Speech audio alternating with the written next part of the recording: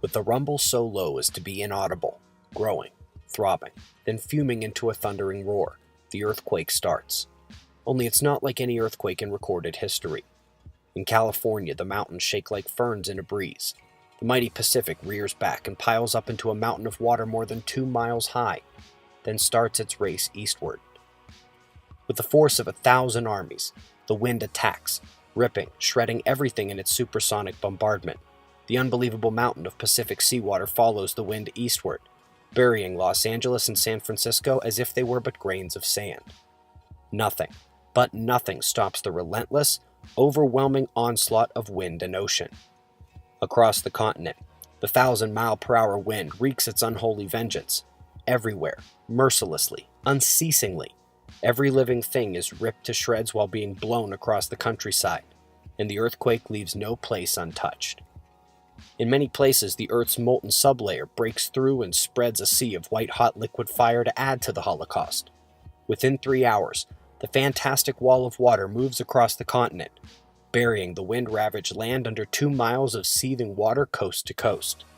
In a fraction of a day, all vestiges of civilization are gone. The great cities of Los Angeles, San Francisco, Chicago, Dallas, New York are nothing but legends. Barely a stone is left where millions walked just a few hours before. A few lucky ones who managed to find shelter from the screaming wind on the lee side of Pikes Peak watch the sea of molten fire break through the quaking valleys below. The raging waters follow, piling higher and higher, steaming over the molten earth fire and rising almost to their feet. Only at great mountains such as this can one withstand the cataclysmic onslaught. North America is not alone in her death throes. Central America suffers the same cannonade, wind, earth fire, and inundation. South America finds the Andes not high enough to stop the cataclysmic violence pounded out by nature in her berserk rage. In less than a day, Ecuador, Peru, and western Brazil are shaken madly by the devastating earthquake, burned by molten earth fire, buried under cubic miles of torrential Pacific seas, and then turned into a frozen hell. Everything freezes. Man, beast, plant, and mud are all rock hard in less than 4 hours. Europe cannot escape the onslaught. The raging Atlantic piles higher and higher upon itself, following the screeching wind eastward. The Alps, Pyrenees, Urals, and Scandinavian mountains are shaken and heaved even higher before the wall of water strikes. Western Africa and the sands of the Sahara vanish in nature's wrath under savage attack by wind and ocean. The area bounded by the Congo, South Africa, and Kenya suffers only severe earthquakes and wind, no inundation. Survivors there marvel at the sun standing still in the sky for nearly half a day. Eastern Siberia and the Orient suffer a strange fate indeed, as though a giant subterranean scythe swept away the Earth's foundations, accompanied by the wind in its screaming symphony of supersonic death and destruction.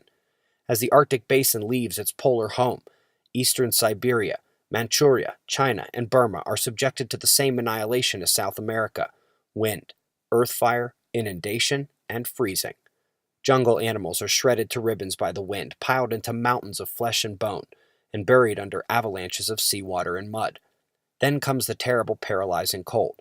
Not man, nor beast, nor plant, nor earth is left unfrozen in the entire eastern Asian continent, most of which remains below sea level.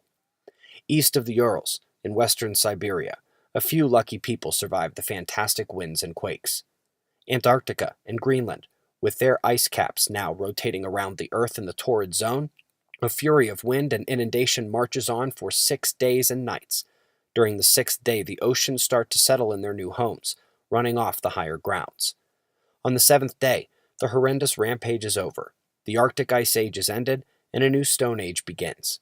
The oceans, the great homogenizers, have laid down another deep layer of mud over the existing strata in the Great Plains, as exposed in the Grand Canyon, Painted Desert, and Badlands.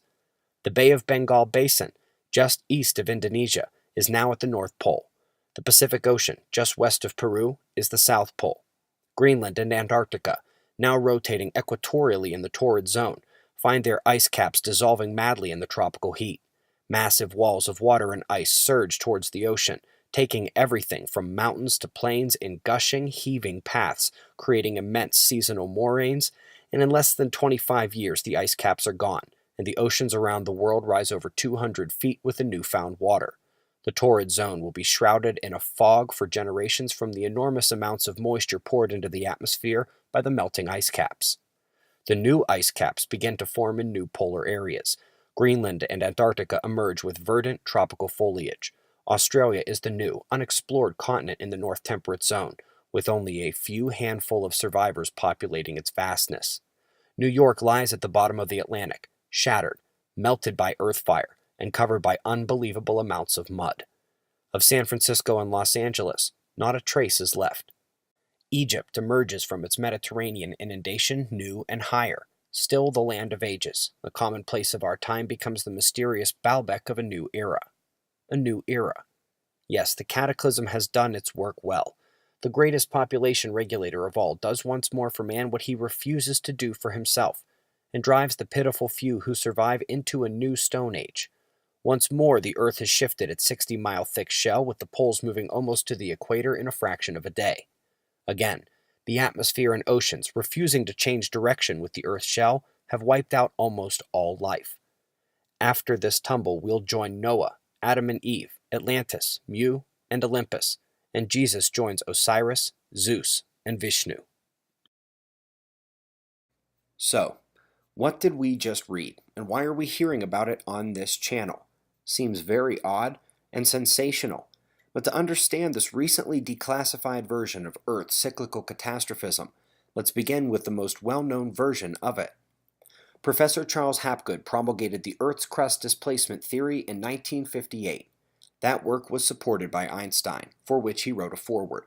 In Hapgood's version, the Earth's polar wander accelerated from the normal 1 degree every million years to taking a 40-degree tilt every 5,000 years or so. This ended up being part of the reason it was not accepted. The science from the rock of Earth has told a very different story. The book classified 8 years after Hapgood's, called The Adam and Eve Story, you heard Chapter 1 to begin this video, is indeed describing a similar one-day shift of the geographic poles due to the destabilization of the asthenosphere boundary of mantle and crust by magnetic reversal or destabilization behavior of the core of Earth, which could reduce the friction of the mantle and allow that low-velocity zone to become a free fluid flowing zone. In the classified 1966 version, the polar ice caps drag themselves to the equator. This is similar to the publicized work of Hapgood in 1958, with the exception of it being a full 90-degree tilt in the classified work that doesn't go randomly each cycle, but which tilts, then tilts right back in the next cycle. Hapgood did not have that in his model. Their explanation is intriguing, and again, so is Velikovsky's of planetary orbital changes, just as the more recent work of David Talbot and the older works of Sitchin. Each is trying to explain the cyclical catastrophe that used to be so well understood that its existence was not what consumed their questions, but why did it keep happening? Even Einstein did get caught up in the mix, but had to rely on Hapgood's and others' knowledge of geology and mineralogy. One can find many references to these names, and ones like Hugh Brown, who said the ice caps were the culprit back in 1948, and the earliest recognized mentions of the cyclical catastrophe, they say, are the 1870s. That is, of course, unless you go by the work of the classified report, which extends the timeline nearly 100 years back to 1779. So one is forced to ask, why was this one classified? The concept of cyclical catastrophe was not new. The ties to myth and religion were made by Velikovsky and others.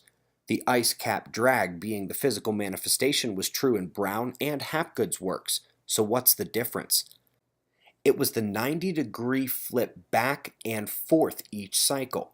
That is the key difference. But is that a reason for classification? Well, it is true that not creating panic in the public has been and continues to be a reason for secrecy and classification, and to create panic, something like this would have to be proven scientifically. Now hold that thought. So maybe you didn't know this about Professor Hapgood. He worked for the CIA immediately before becoming a professor and leading into this catastrophism thing. He in fact worked for them as Brown proffered the catastrophe idea in the 40s. So why is it so important that we focus on the timeline and severity and patterned motion back and forth to the same places within the declassified document? It became almost immediately clear upon thorough review that Hapgood's version wouldn't work. Even Einstein ended up telling him so years later, arguing that ice cap weight alone would not be enough. There had to be something more. But the real damning evidence was coming in the form of time-averaged pole position over millions of years. The rock was showing them evidence of polar wander being much slower, with their locations not having changed much in millions of years, essentially throwing out the concept that every 5 or 6,000 years there was a random 40-degree tilt. That is what utterly destroyed Hapgood's hypothesis, but it does not destroy the ping-pong back-and-forth hypothesis, especially because over millions of years, there will be evidence of the pole in nearly that same position over major amounts of time. Unfortunately, the scientists didn't know about the classified work, so it was not something they ever looked for. In terms of time-averaged pole position, think about this. The poles could flip back and forth one day every year, and over millions of years, you would have evidence of the pole in that exact same position, and might be tricked into thinking it has never moved at all. This was the case in 1985 when a highly cited article was published by a master's student at Columbia University, saying the poles were only averaging 1 degree movement per million years. Columbia, by the way, is where CIA recruitment has been strongest and runs deep at the Ivy League, where the CIA funneled money through the National Science Foundation, and yes, that movie, 2012, depicting the rapid pole shift in a day, was about the classified work's timeline and severity, not Hapgood's as was said in the movie, but what can you expect from Columbia Pictures? Now, Columbia is a whole weird story, but let's get back to the science, because this was also the case with notable works using the same time-averaged flaws up through history to now. One of the nails in the coffin came in 2002, in the work now cited over 500 times and looked to as the death of Earth's crust displacement theory. Except the correction has only been cited about 50 times, and in terms of the latitude and longitude positions of the poles, the correction has some of these values changing so wildly from the initial publication as to include the opposite side of the world, the highest possible error in this type of analysis. All work crushing the theory utilizes these flawed studies, especially the long-term averaged pole position, and none address the problem of a ping-pong shift where you would have that time-averaged pole position appearing to be in the same area over millions of years. Much of our understanding is based on assumptions, and the further into the past and deeper into the rock we go, the less well-tested those assumptions are. As it was so eloquently put in the classified work, many attempts have been made to answer the charge made to the geological profession to explain these sudden revolutions. Every time the cataclysmic concept has come to life, the beast has been stoned, burned at the stake, beaten to a pulp, and buried with a vengeance, but the corpse simply won't stay dead. Each time, it raises the lid of its coffin and says in its sepulchral tones, "You will die before I." Truly, the entirety of the absence of this reality from our modern lexicon is function of good science debunking a slightly misguided version of an idea. That's not to say the classified version we are beginning to share here is verified. It's simply not the Earth's crust displacement theory you find online. It has never been tested or debunked, and none of the studies showing long-term average motion can account for these types of shifts back to the same places time after time. What a coincidence that the one theory that could break these debunkings was the one that got classified. What you actually saw in the movie 2012 was what the CIA classified among all the things that could have been classified during that time that are seemingly so similar, but for that specific pattern in the cycle. This was a well-accepted aspect of ancient civilization, and it is very hard for my scientific preferences to look at the corroborating stories with the characters and events so similar from China and India to the Americas and believe that they made it all up. Wouldn't such a thing consume the people if widely proven to be coming again someday? Perhaps even cause panic. Where is one's incentive to go audit people's taxes or show up and take names at the doctor's office or take orders at your job at McDonald's or Wendy's? Can you truly have a fully functioning and hard-working populace that is enlightened and illuminated to these realities? Now, while I'd like to declare it sounds idealistically great to say yes, I'll admit to questioning its practicality and realism just based on knowing the current state of the human race. If the cycle was due up again in 100 years, what would you change about your life? About what you told your children? What if it was 20 years away? Or 2?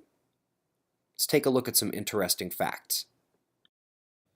The classified work mentions Pikes Peak and similar massive mountains as being the only places one could survive this event. It is noteworthy that Pikes Peak is right next to C.I.A Mountain, the famous NORAD facility that can be found deep within the mountain. It's widely believed that from New Mexico up past the secret tunnels beneath Denver Airport and up into Wyoming, there are bases and tunnels and many manner of government activity. By the way, C.I.A Mountain was built 1961 to 1966 in the wake of Hapgood's work and during the release of the now declassified work. The next pole positions stated in that declassified work are the Bay of Bengal and just off the coast of Peru. This is astonishingly similar to the movement of the actual magnetic poles at the moment, set to meet in the Indian Ocean with the Americas on the opposite side of the world. Back in the 60s, there was no indication from the North Magnetic Pole movement that it was aiming for that region. That did not become clear until the motion acceleration from the 70s through the start of this millennium. So where did it come from? Again, the past histories telling the tale and observational evidence today suggest those magnetic components are on their way there now. This document is clearly missing pages, like page 8 for example, nowhere to be found. This lets us know that even in declassification there were things they wouldn't share. One cannot even be certain that Photoshop wasn't used to reconstruct the document, especially since this sanitized version has 0 blackout lines. We are not supposed to know exactly where things are missing. This might be why it's hard to get behind everything in the classified work. There's stuff missing. For example, in what we do have, they do not prove the magnetic aspect of the causation, although I must admit it works mechanistically. It matches my estimate from a few years ago on where the new magnetic poles are heading, and we're indeed seeing the magnetic disruption well underway already. I much more question the rotation and tilt dynamics as described, and I will admit possibly it's because so much of the information is missing, but more from a lack of explanation perspective, leaving us with only that vague description of the tilt. I would love a bit more. I strongly question the artificial satellite he claims an ancient civilization sent up to track for timing purposes of the catastrophe. There has definitely been no physical evidence of that beyond a couple stories which do seem to suggest it, but of course, there's some technological deficiency problems with our ancestors there, unless, as is stated in the declassified work, they were indeed advanced in previous cycles and were returned to the Stone Age later. Lots of questions, no great answers. But something we do know is the reason for the work of these great scientists. The same reason the stories pervade every ancient culture, in the bones of the fauna, the positions of the rock, all saying that sudden revolutions of Earth's surface was to blame for a cataclysm, with evidence corroborating on every continent of tens of millions of animals dying seemingly at once, as if twisted and torn by a cosmic rage. Noah's and the Sumerian flood was a few thousand years ago. There is rock evidence and Genesis 1, which the classified book convincingly argues is a description of post-cycle Earth, pointing to 11,500 years ago, and taking it back one more cycle to 17,000 years ago brings to mind Göbekli Tepe, along with being buried under unthinkable amounts of sand. Vishnu shares the resurrection of man through the cataclysm in a story of 10 cycles ago. He is their god of resurrection from the water. Osiris as well, in Egypt, played that role, and the Ragnarok tale of the serpent who held back the sea and the fire demons from below, pointing to Zeus, with Kronos, Odin, Saturn being a major factor in previous cycles.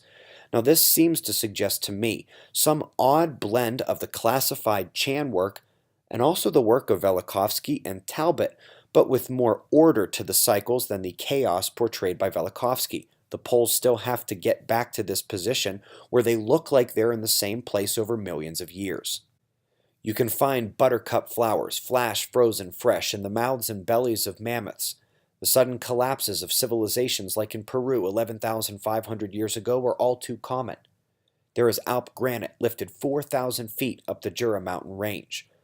Our ancestors allegedly cut megalithic rocks and then took them miles and miles up the mountain from where they were quarried. The Piri-Reis map and Egyptian water clock have incredible agreement. The stories of the long night, the day the sun stood still, the day the sun rose in the west, and the day it set in the wrong direction. There's jade in the Orient, which must have been thrust up from deep within the mantle, potentially at a pivot point of the displacement tilt, and there are homogeneous stratigraphy zones in the US showing rapid deposition of massive amounts of mud. We also have the claimed pole positions from the now declassified book over the last 35,000 years showing the ping-pong back and forth. Indeed, over millions of years you wouldn't see much movement in the average pole position at all. There is certainly enough evidence to resurrect this beast once more. I am hoping to have shown here that the debunking of the entire idea of Earth's crust displacement is based on a version of that idea that is critically different from the one that got classified. That one has never been tested, and it is actually supported by the repeated position of the pole over millions of years, not debunked by it. Something I find incredibly interesting is the fact that we can almost certainly track this happening if it's real and going to happen again. Whether or not it's a magnetic destabilization as the classified work suggests, the flip described would have to be the separation of crust and mantle, because otherwise the stories of earth fire would not exist in these contexts, and they are ubiquitously found within them. The region we're talking about of Earth is the low velocity zone, so called because of its high conductivity, low relative motion, and where the boundary acts to provide friction, potentially stopping the poles from pulling themselves down to the equator. This is where we already look to indicate further seismic activity of the crust. This is what QuakeWatch.net was built for, and so by watching for anomalous activity at that very same low-velocity zone over periods of time, we may have an excellent way to gauge a timeline.